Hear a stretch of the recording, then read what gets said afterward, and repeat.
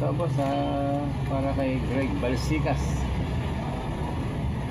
Okay, diagnose po muna natin to. Si Greg Balsicas po ay taga Lapu-Lapu City. Okay, yan po, pinadala po niya yung kanyang Honda LX.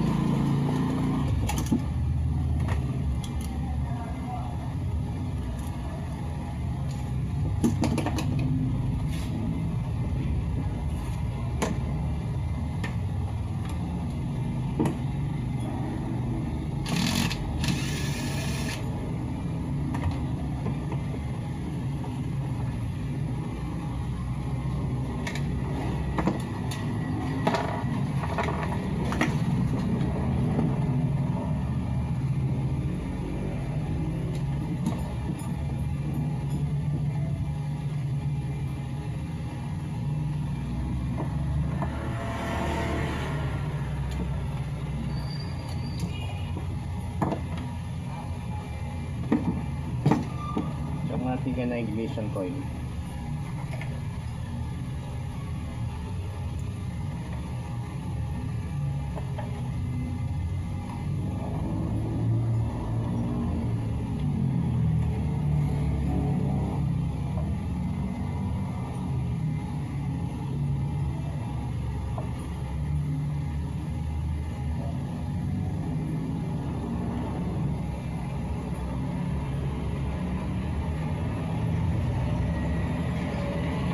Mag-i-export yan. Start. Meron. Si RPM meron 3,000. Dito sa camera.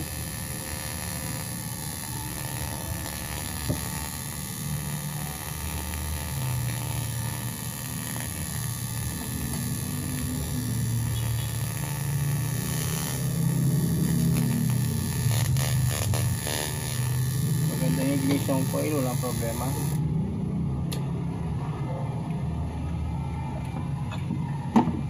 Dito tayo sa ICM.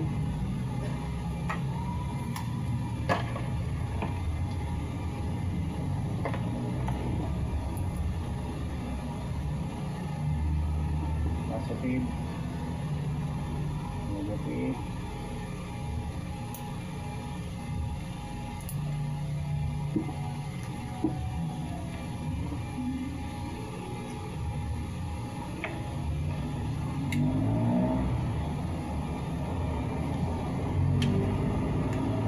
Ground.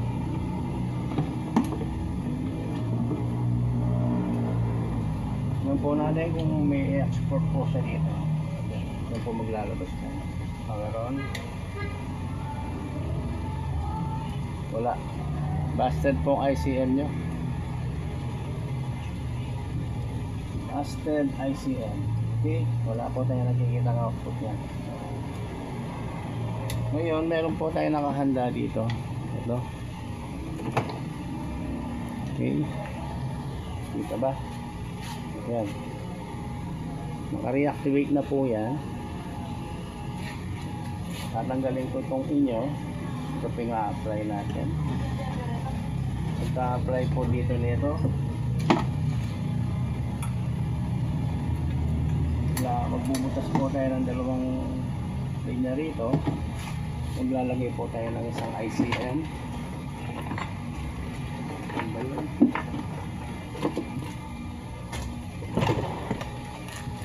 Maglalagay po tayo ng isang pyesa.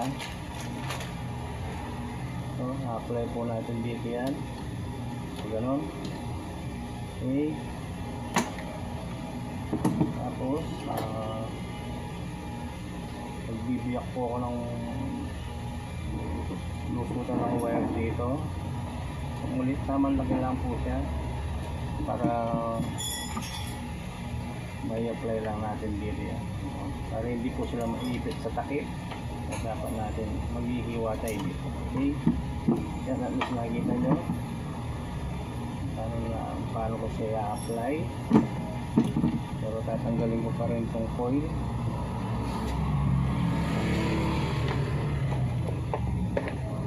Pagtanggal mo ng coil ay ganito, gagamit tayo ng black screw para mailabas po natin itong mga goma.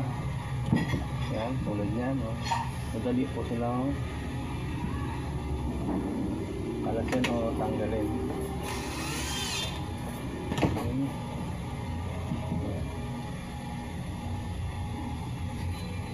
Ilang minuto na ba? Start muna tayo. Okay, tuloy natin. Part 2. Dapat hanggang 5 minutes lang ang mga video natin para hindi ako mahirapan mag-upload sa Messenger para mapanood po ni Kuya Gregory o Greg Balsicas ng taga Lapu-Lapu City. Saan ba yung Lapu-Lapu? Mindanao ba ito? O Visayas? Natanggalin po natin itong oil.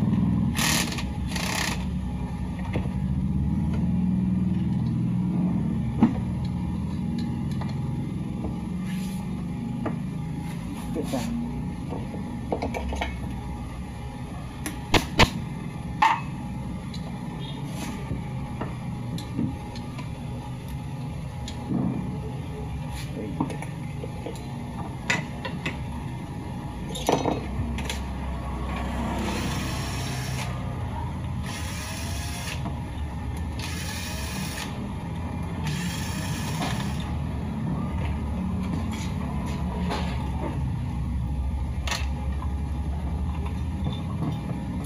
Okay, tanggal na po yung ignition coil.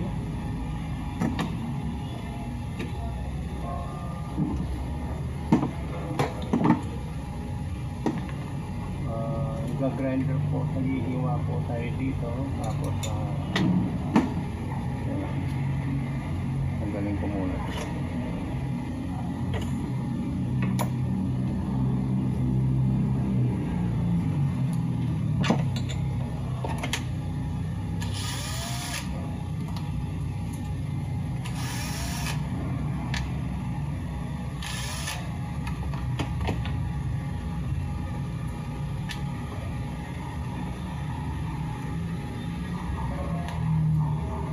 Tanggal po yung base plate.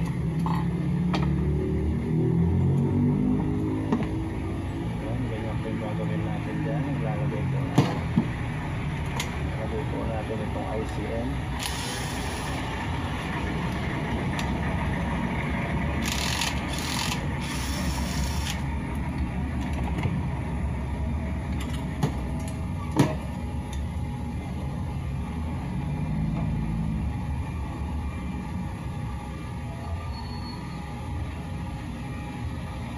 Yan, dito po natin na-apply yan. Ang marking.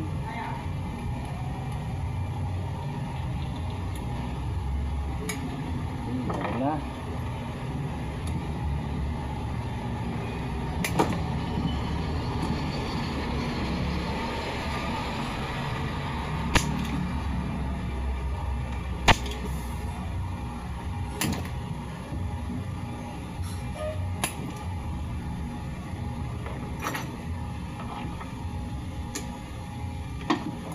Okay. Standby.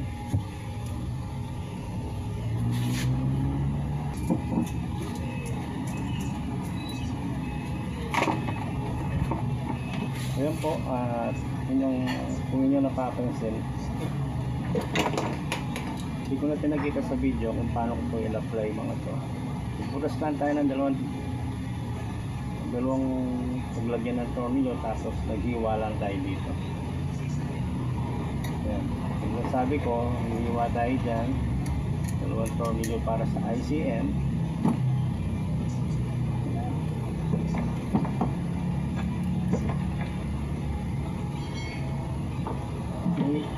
Ang next po natin tatargetin naman ito pong ICM. Tanggalin po natin yung luma nyo, yung busted. I-apply ko lang po itong akin na naka-reactivate na. I-apply natin yun. Una, dapat po natin tanggalin itong reactor with ito. Ilang minuto na ba tayo? Cut muna natin. Tayo.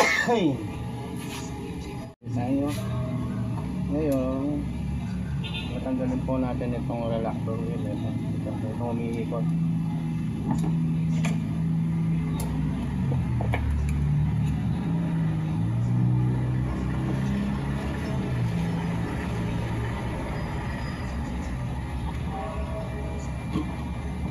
Tanggal na. Ayan. Next po, tanggalan din po natin yung dalawang tornilyo para sa ICM.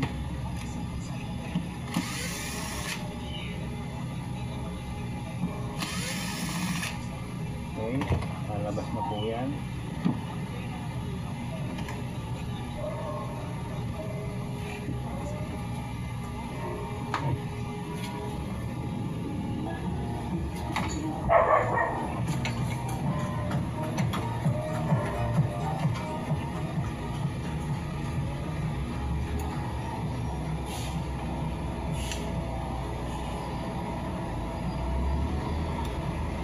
Tanggal na po yung ICM. Ngayon, yung mga wire natin, ililipat lang natin. Ganun na ganun din po yung ano yan, yung mga pwesto nila, wala po tayong iibahin. Paano mga dati niya, ganyan na ganyan din po. Walang pagbabago yan.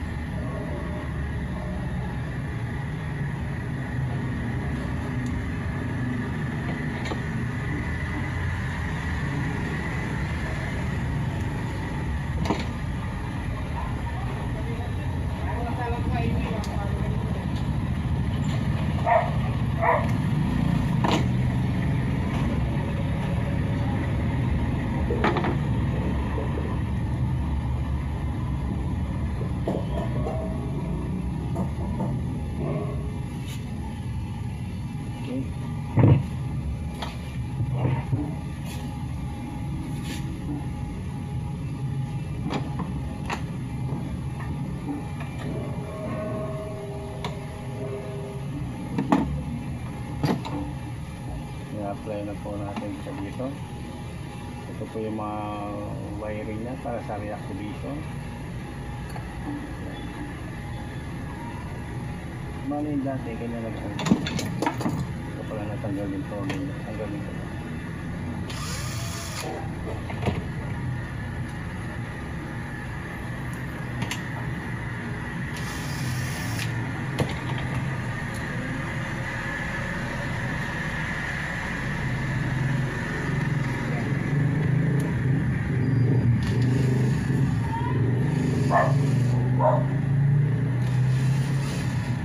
Ito yung ano, glass. Layo pala. Layo pala.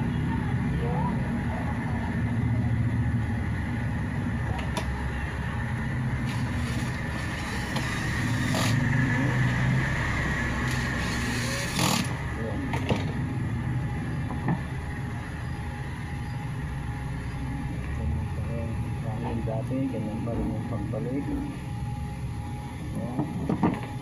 Nagdagdagan po tayo ng 4 na wire para dito po yan. Ayan. Okay, magkoconnect po mga yan dito sa ICM na to.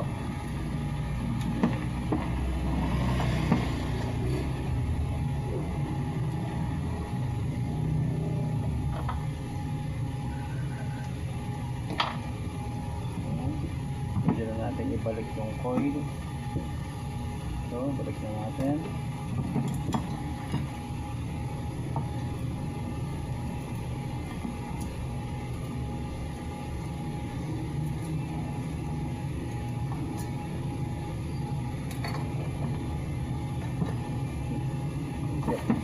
Ilang minuto na ba?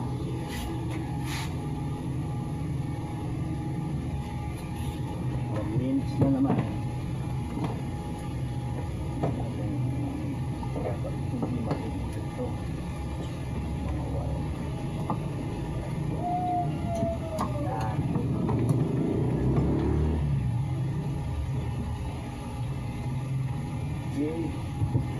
5 minutes na naman. Okay, tuloy natin ang video.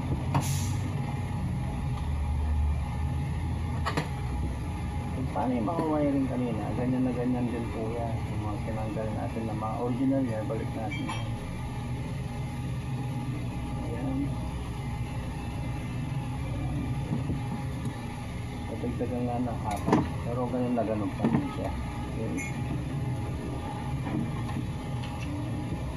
Close natin.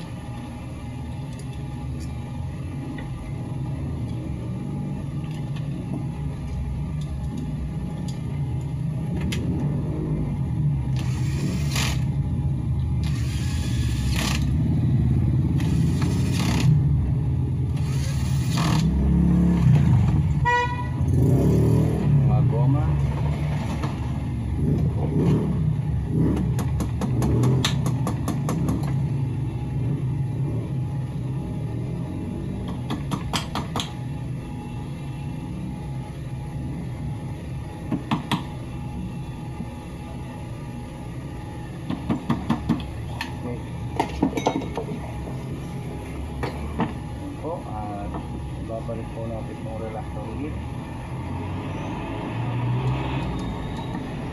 Okay, bumalik na rin. Ngayon po, apply na po tayo dito. Magpo-connect na po tayo ngayon dito. Para matapos na natin. Dito pala po.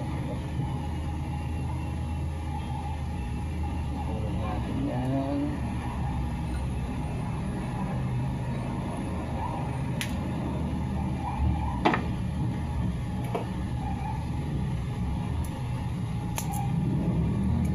So ko lang ICM nyo boss, kukunin ko itong ICM nyo. Yan po ang ni-reactivate ko pag wala akong ganong gawain, para pag may tumating na customer, yun naman yung ibibigay ko sa kanya para hindi na ganong matagal ko yung trabaho. Pati yan, isasabay ko sa reactivation, matagal po. Kaya naghahanda na agad ako nung naka-reactivate para surpakan na no.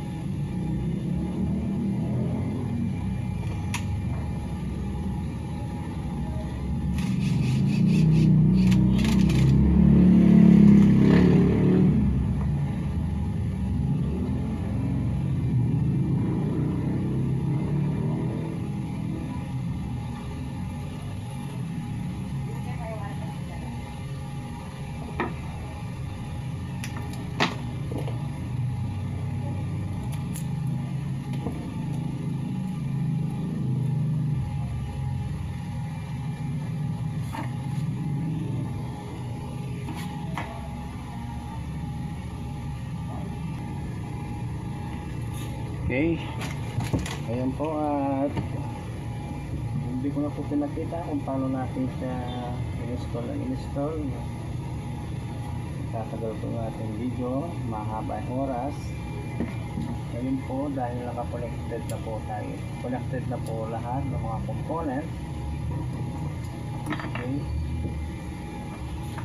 ngayon nyo mapapansin mula sa original mga collection niya, gano'n na gano'n din po, walang pagbabago. Diretso sa oil, yan.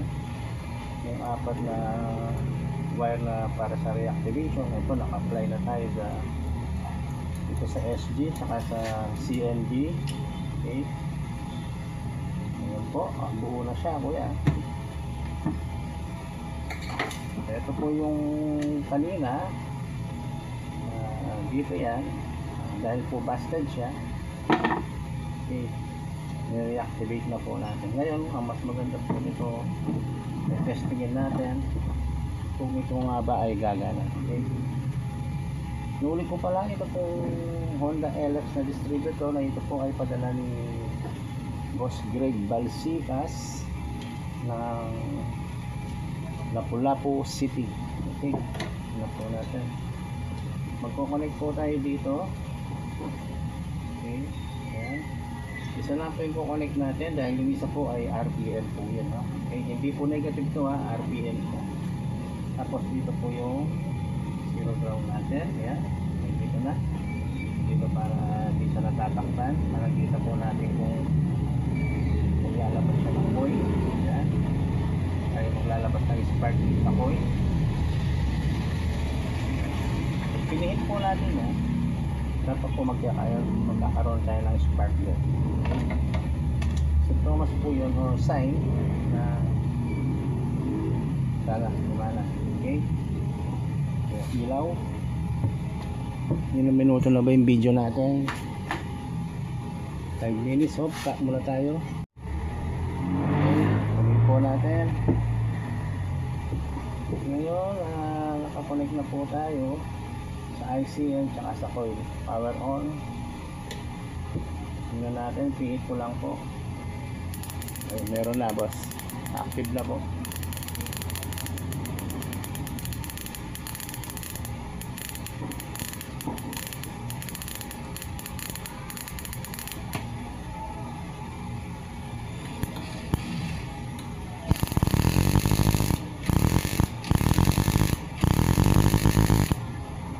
Ayan po, at sa namang project natin natapos. Ito po ay Honda LX. Inuulit ko po, ito ay padala ni Kuya Greg Balsicas ng Lapu-Lapu ilaw.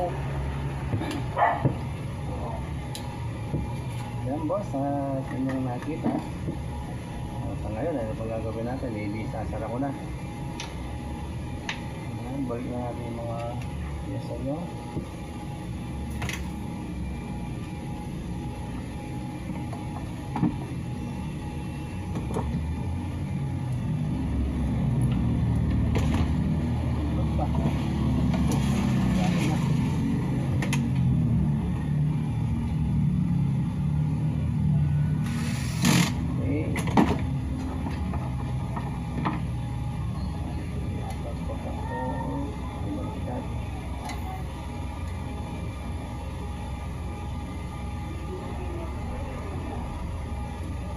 Distributor up. Okay, ayan na po. Hindi na natin siya nabuo.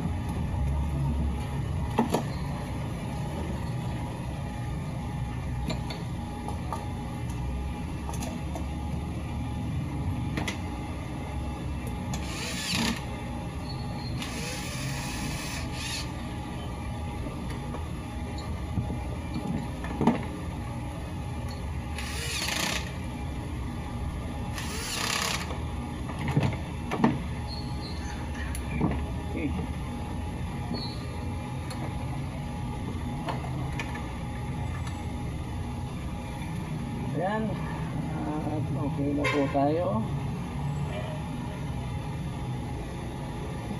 Ayan po, okay naman ang pesa natin. Hindi po, maraming salamat po kay Kuya Greg Balsicas na Lapu-Lapu City. There, boss. Ayan, okay na po tayo.